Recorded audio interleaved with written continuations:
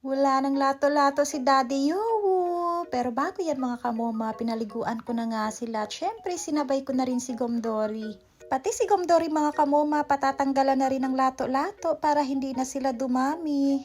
Pero next week pa po kasi yung schedule ni Gomdori mga kamoma, kaya si Daddy Yowo muna ang mauna. Kay kabalo na baya mo si Daddy Yowo, manyakol, gid kay mga kamoma, walang sinasanto, pati rin si Tita Myong gusto na rin patulan. Grabe lagi no, basta playboy gid ba, walay pili, kulang na lang ang poste, paldahan di mo kay patulan gyud. Dumating nga po pala ang parcel ni Moma dahil umorder nga ako nitong collar, neck collar para sa mga kitten mga kamoma. Natanggal kasi yung collar ni King B mga kamoma, kaya iyan bumili si Moma ng bago. Nakaseparate si Bunsoy sa taas mga kamoma, kay fully loaded naman na siya, so hindi na yan siya makihalubilo sa kanyang mga kuya. Para matandaan nyo ulit, kaya color brown ulit yung binigay ko kay King B mga kamoma para hindi kayo malito. Pagkitten pa kasi sila mga kamoma ay halos magkamukha silang lahat, except lang na bawat isa sa kanila ay merong palatandaan. Mukhang kinakabahan na nga si Daddy Yowo mga kamoma dahil pina-fasting nga yan ni Moma at hindi na namin pinakain ng breakfast. Para na din sa safety ni Mommy Bada mga kamoma dahil panay ang pangalabit ni Daddy Yowo.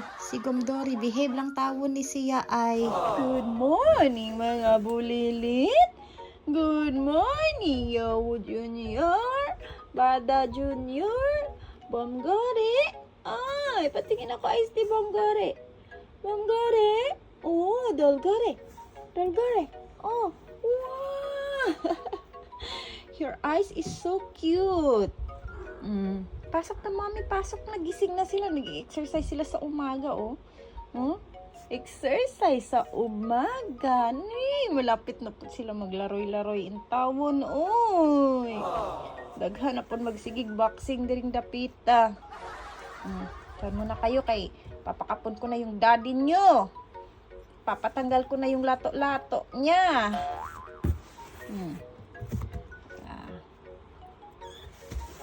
Wait lang. Mami, oh, tawag ka nila, Mami. Mami Bada, tawag ka nila, pasok ka daw.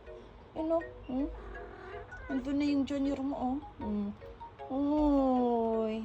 Early morning nga po pala yung schedule namin mga kamoma, kaya ayan, maaga pa ako pumunta sa medical supply para bilhin yung pinabili nila na requirements para sa pagtanggal ng lato-lato ni Daddy Yowo. Ang mga gastos mo lang naman dito mga kamoma ay nasa 300 plus lang man siya. Then yung kapo nila is libre na mga kamoma, pati yung anesthesia at saka yung antibiotic. So meron ka lang i-provide na mga basic lang mga kamoma na mabibili naman siya sa mga pharmacies. Sige lang Daddy Yowo, antos lang yun dong puhon kay puhon dalon na gyud ka mag-shopping og dili na diri ka dalon sa pakapon area. So waiting nga kami mga kamoma no, dahil morning pa lang ay marami na sila nagiging client. So very good din talaga yung mga kapwa kong for parents dahil pinakapon din nila yung kanilang mga alaga para hindi na rin dumami.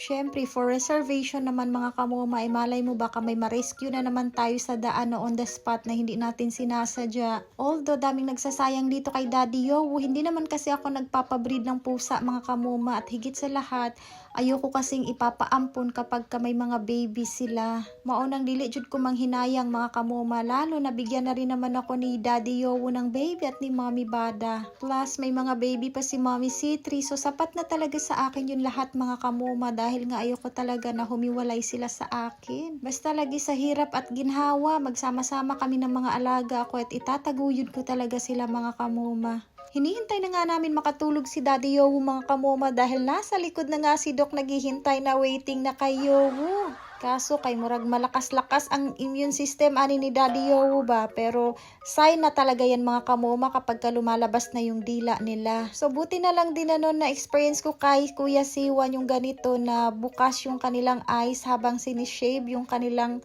lato-lato mga kamoma. So ayan, medyo nagkaroon na rin ako ng knowledge. So iwas ka ba na nga ang moma dahil naka-experience na rin ako, so medyo relax na ang moma no. Unlike dati kay mura jud kog kalipungon in fairness. Sobrang nabilis nga natapos yung pagpapakapon mga kamoma. Ayan, sabi nga ni Doc, sobrang liit pa daw ng lato-lato ni Daddy Yowo, kay mag 1 year pa man lang ni si Daddy Yowo pero ang bilis niya nakabuo ng baby. So yan, very thankful talaga kami dito sa City Vet mga kamoma. Thank you kay na Doc. So ayan, uuwi kaming masaya. Pero next week babalik ulit kami para isama si Gomdori na naman. So schedule na naman ni Gomdori. After ni Gomdori mga kamoma, syempre palakihin na naman natin sila Mochi at saka yung ibang mga apo ni Moma. So, dito na nga kami sa bahay, mga kamoma. At ayan, tingnan nyo, ang dami nakaabang kay Daddy Yowo. Pati si Mami Bada, o siguro naawa na nga siya dyan sa kanyang my loves. Wala na gyud lato-lato si Daddy Yowo. Yehey, at least successful yung operation niya, mga kamoma. Kaya ililipat ko muna siya dyan sa malaking space. Para naman comfortable si Daddy Yowo habang naka-aircon, mga kamoma. Sobrang laki na rin ang bill namin sa kuryente dahil sa mga miming na ito. Oy, pero sige na lang.